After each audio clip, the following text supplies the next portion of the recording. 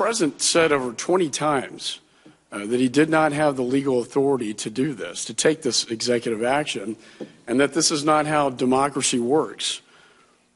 Do you agree with that prior statement?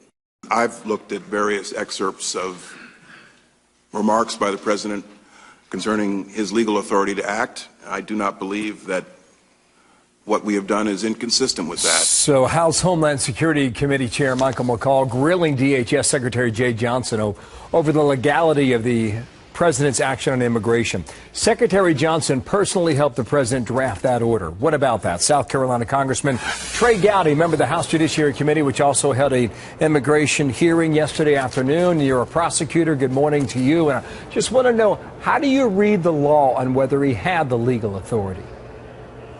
Well, I asked Jay Johnson several months ago whether or not there were any limits to prosecutorial discretion, and he confessed then that there are, and he confessed that because he's also a former prosecutor, and he knows that there are limits to prosecutorial discretion, but apparently, Bill, there are no limits to what you can do in the realm of politics, and that is what is so cynical and frustrating to some of us. You have a con law professor who admits he lacks the power to do something, but because of political expediency and the elections are over and he's never going to be on the ballot again, he goes ahead and does it anyway. That is very dangerous. Lay politics aside, it is dangerous to any country that is grounded in respect for the rule of law. But based on the law, it appears that he went a certain length on his executive order and then refrained from doing other things to keep it within the bounds of the law. That's what the White House would argue. Is the White House right or not? No, sir, they're not right. Senator Obama was right, and candidate Obama was right. But President Obama is wrong. There's a difference between exercising prosecutorial discretion on a case-by-case basis. All prosecutors do that. But to announce ahead of time, we're no longer going to prosecute certain categories of crime. With respect to immigration, that's not criminal. That's a civil matter. So now you're arguing the president can suspend all civil remedies, and added to that, you're now arguing not only can we not impose sanctions on you, we can confer benefits on you. So, Bill, think about this. We cannot prosecute you for crime, we can confer benefits on you, and we can pardon you if you do commit any crimes. Why do you need a Congress or a Supreme Court? Just have a president. What are Republicans prepared to do on this? That's a great question. The House is debating right now how to respond to it. I think it's careful that we not take the bait. What the president wants us to do is to over-respond so our public approval ratings are as low as his.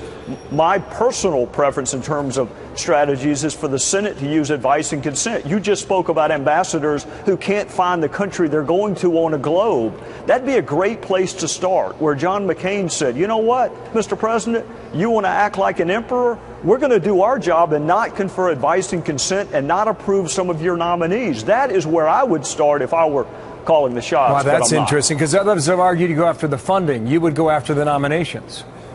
Well, I would do both, but the funding gets into a shutdown debate, which we historically have never won. The advice and consent, I think most of my fellow citizens want legitimate, serious ambassadors going to foreign countries. We want good judges. We want good cabinet level officials. So I think with respect to advice and consent, my fellow citizens would be on our side. Now, what about the piece-by-piece strategy? Border security in one bill, visas for highly skilled workers in another?